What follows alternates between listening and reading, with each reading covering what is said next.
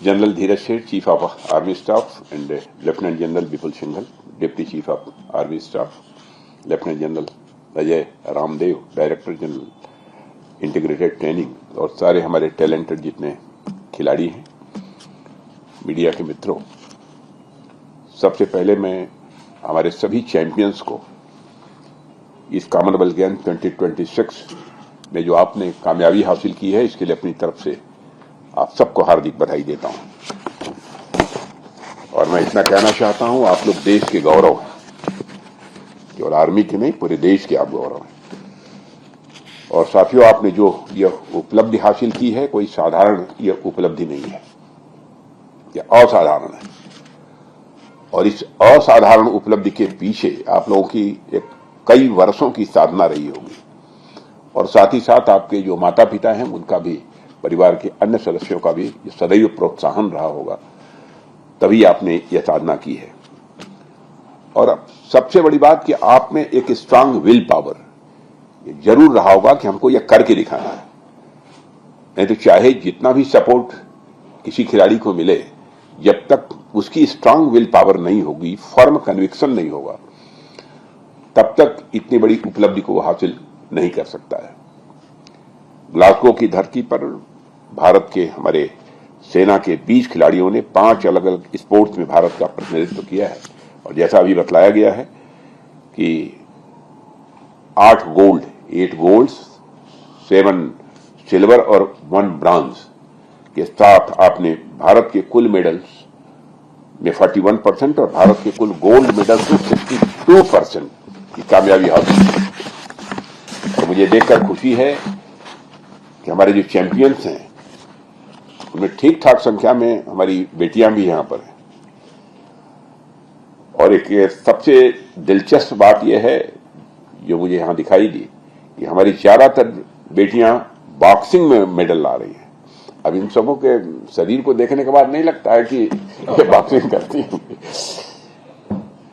और मैं मानता हूं ये अपने आप में बहुत ही एक सुखद संकेत है कि हमारी नारी शक्ति किसी भी मामले में किसी से पीछे नहीं है। बहरहाल आप सबका यह प्रदर्शन हमारे ट्रेनर्स की अथक परिश्रम का परिणाम है। इसमें हमारे ट्रेनर्स को भी इसकी बहुत बड़ी क्रेडिट दी जाती है, और सबसे बढ़कर यह आप सभी के त्याग और तपस्या की जीत है। और मैं जानता हूं कि आप सब बहुत परिश्रम करते हैं, परिश्रम न किया होता तो सारी यह कामयाबी आप सबको हासिल न होती। और मैं यह भी जानता हूं कि इस जर्नी में भी आपने कई प्रकार के प्रयास किए होंगे, कई बार मन के अंदर निराशा भी आई होगी, लेकिन निराशा आई होगी, उस पर विजय प्राप्त करके फिर से तैयारी करना और इतनी बड़ी उपलब्धि हासिल करना, एक आपका तो एक मेजर ये एक अचीवमेंट तो है ही, लेकिन मैं मानता हूं कि ये भारत का एक मेजर अचीवमेंट है। हमारी सेना का तो है ही, पूरे भारत का ही।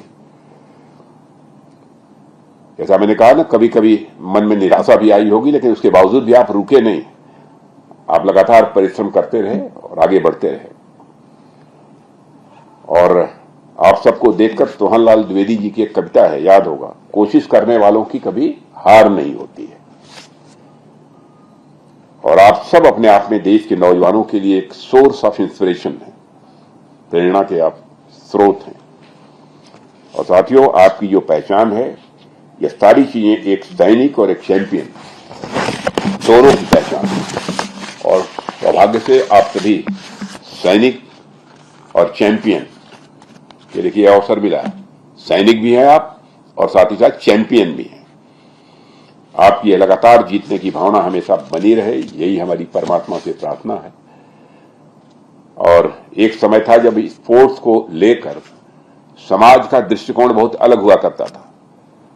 माता पिता अपने बच्चों को कहते थे, खेलोगे कूदोगे तो होगे खराब, और पढ़ोगे लिखोगे तो बनोगे नवाब। लेकिन आप लोगों ने इस धारणा को बदल दिया है, आप सब जैसे नौजवानों, और सारे दबावों के बावजूद आपने जो कामयाबी हासिल की है, उसकी जितने भी सराहना की जाए। मैं जानता हूं कितने दबाव रहते हैं, मेंटल प्रेशर भी रहता है जब किसी कंपटीशन में भाग लेना होता है, लेकिन उसके बावजूद आपने ये कामयाबी हासिल की है। आज खेल ने अपना बहुत ही विस्तृत और व्यापक रूप धारण कर लिया है और आनंद और मनोरंजन तो आज भी स्पोर्ट्स में है, लेकिन अब स्पोर्ट्स का जहां तक प्रश्न है, समाज के सबसे बड़े इंपॉर्टेंट सेक्टर्स में से अब यह एक बन चुका है। अब हर गवर्नमेंट भी इस बात का ध्यान रखती है कि हमारे देश को अच्छी खासी संख्या में मेडल्स मिलने चाहिए और जो भी गवर्नमेंट प्रोत्साहन दे सकती है वो गवर्नमेंट भी प्रोत्साहन देती है। और मैं यदि ये कहूं कि अब स्पोर्ट्स अपने आप में एक सफलता का स्टैंडर्ड बन चुका है, कामयाबी का, और आज के युग में स्पोर्ट्स को एक रेस्पेक्टेड फील्ड माना जाने लगा है और आप सब इसी नए युग के अग्रदूत हैं।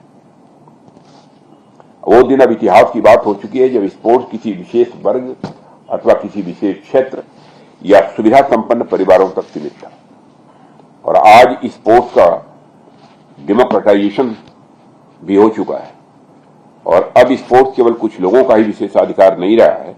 आज स्थिति यह है कि हमारे जो चैंपियंस हैं देश के कोने कोने से आ रहे हैं, देश के सभी भागों से हमारे चैंपियंस आ रहे हैं, दूर दराज के गांवों से भी हैं, छोटे छोटे कस्बों से भी हैं और ऐसा नहीं है कि वो आर्थिक दृष्टि से भी बहुत संपन्न है।